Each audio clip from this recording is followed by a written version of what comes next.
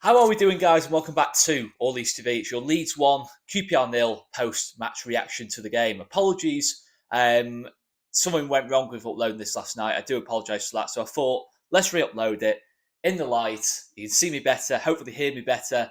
And yeah, let's get into this one then anyway. So it's another win, another clean sheet. I think we've actually got the most clean sheets in the league now, which is crazy for a Leeds team. But I still have that feeling of I want a little bit more. You know what I mean? A win's great. Listen, the main aim yesterday was get the win, get back onto that sort of run that we've been on since sort of West Brom, since Joe Perot, Jed Spence. We made the signings. Been on a nice little run. It was good to continue that, but I still feel we're capable of more. Certainly in the second half, I think we're capable of more. But I'm happy nonetheless. It's a good win. It's a potentially tricky game. QPR, despite their struggles, have still got some decent players on that pitch. Like Sinclair Armstrong, Elias Chair, the players that can make a difference. And we have seen make a difference in games. A lot at this level, especially Elias Chair. So it's good to get the win. But we could have been more ruthless, and I still think we need to be more ruthless if we are going to be serious about challenging those top two spaces. At the top end of the table. But yeah, first half I thought was really good. Dominated possession, good control of the game. Defensively, no problems at all. I think the difference Joe Rodon makes that back four is massive.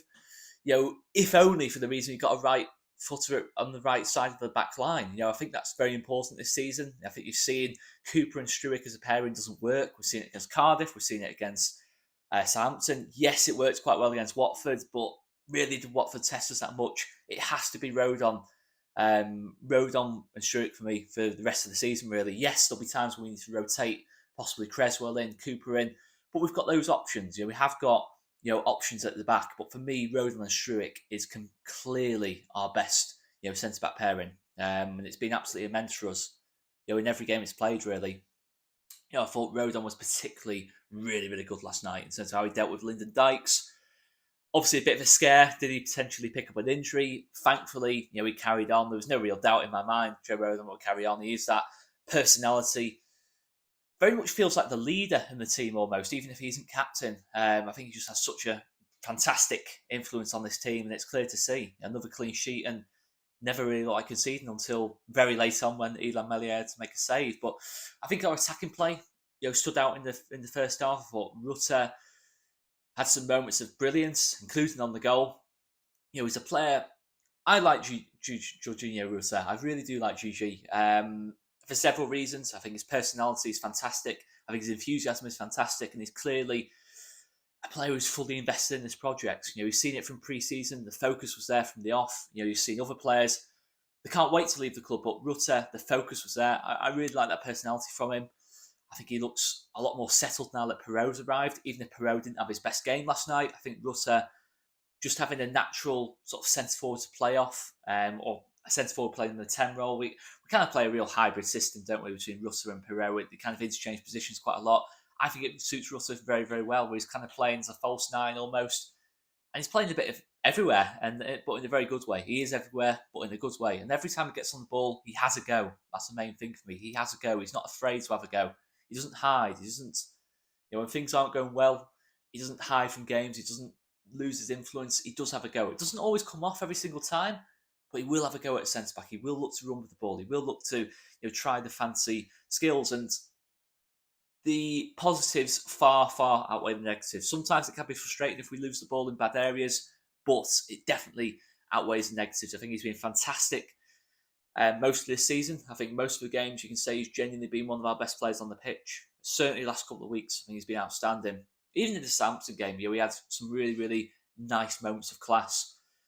But it is frustrating. I thought Crescencio on the right-hand side, his game went up another level for me in terms of quality. And yeah, he obviously gets the decisive goal as well, which is strangely his first goal contribution since the first day of the season. So it was good for him to get another goal on his tally. But Crescencio's a real top player for us. He is the player who can make a difference. And I think the thought of having Jed Spence and Crescencio Somerville on that right hand side makes me think the top two is very much on. I think that is the best right hand side in the league. I don't think there's any real argument with that. I think it's absolutely fantastic, that side, and we just need to get Jed Spence back into the team because Shackleton and Ayling, the desire's there, the work rate's there. But I think in terms of the all-round quality that Jed Spence can give you, I think we go up another level when Jed Spence arrives. And that's ultimately why we signed Jed Spence. But it is frustrating we haven't won by more goals. The decisions in the final third, despite Jaden Anthony, Somerville and Rutter playing well, it didn't quite gel as well as it could have done in terms of clear-cut chances.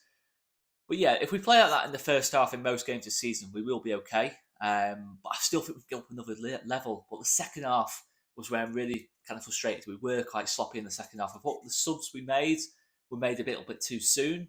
I still think Anthony had more to give in the game. I just think we lost a little bit of balance when we made those subs, and we still had good control of the game, but I think that was more down to QPR having a bit of a stinker, really. They really didn't look great, QPR, if I'm being totally honest. But yeah, I think it's crystal clear we're not complete as a team yet. We still have players to come back in, Spence, Nonto, obviously getting Glenn Kamara, Gruev fully up to speed. There is players still to come back into this team, and we're not in full momentum yet. Despite being on the good run, it does feel difficult for us at this moment in time to put two games together. 2 wins together, 2 big performances together. But ultimately, if we win on Saturday, it's 19 points from 11. Yes, there's still a gap to Ipswich, no matter what the results are on Saturday. But I think ultimately, Ipswich, if we're being realistic, if Ipswich maintain this run of form, there's not a lot we can do. 25 points from 25 points from 10 games.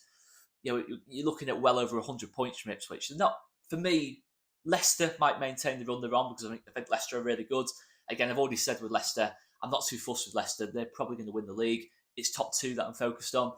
I don't think Ipswich are going to maintain 25 points from 10 games, so I think they're still very much catchable. If we can get ourselves to sort of 2 points a game or just over 2 points a game, we can very much close that gap quite quickly. The challenge is getting to there. We have to be more consistent in our performances, more consistent in our results, and more consistent individually. I think the likes of Rodon, Ampadu, Somerville, I think now is getting to that stage where he's becoming really consistent for us as well.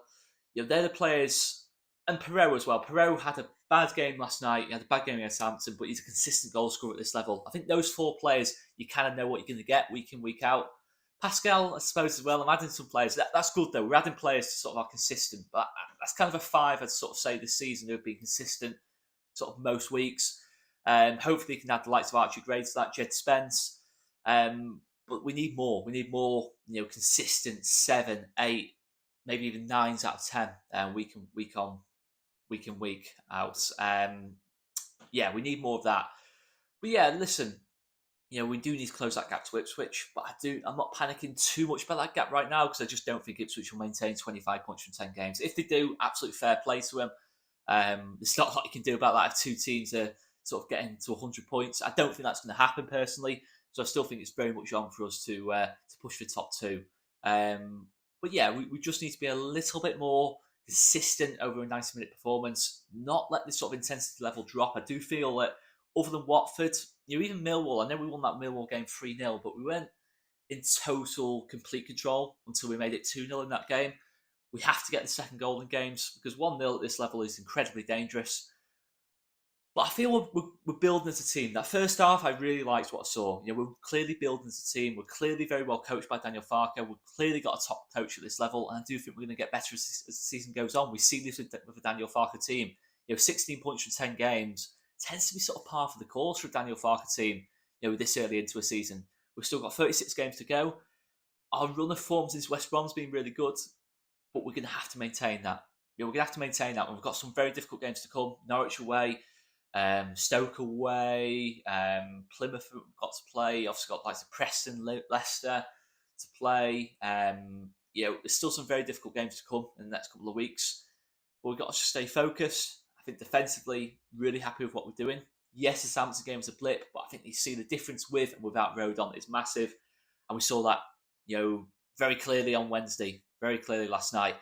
Well, just before I do finish off this video, make sure you do hit that like button and subscribe button as well. This is the second time I've filmed this one, so hopefully you do appreciate the effort that has gone into this one, guys. But just to mention as well, there is a fantastic tour upcoming next week.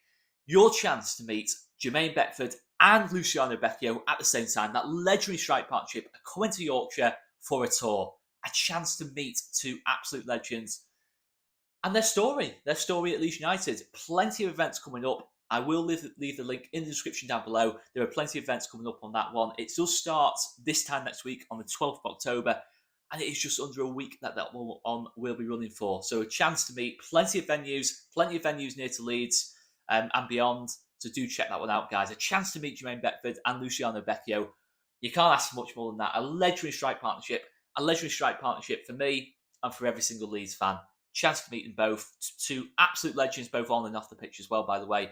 And I do need to shout out the tour sponsors for this one as well, which is ADT Flexibles. So this is a Leeds United fan who runs this as well. So we always like to support Leeds. It is Leeds supporting Leeds at the end of the day. But ADT Flexibles UK Limited, hoses for industry. Your first choice for stainless steel flexible hose assemblies. Check them out as well, guys. The link is in the description down below. But as I say, run by Leeds fans. We know what we like to do. We like to support Leeds United fans in their businesses. So do check that out as well, guys. Andrew as well, who runs the company, fantastic person. And yeah, as big a Leeds fan as you will find as well. So do check them out, guys, and check out the upcoming Beckford and Becchio tour. Tickets are selling fast. You don't want to miss out on this one. Do check it out, guys. And without any further ado, I will leave it there, guys. Thanks so much for watching, and we will be back for some pre-match content for Bristol City. Let's see if we can get onto 19 points before the international break. Thanks very much for watching, guys. See you later. Cheers, guys.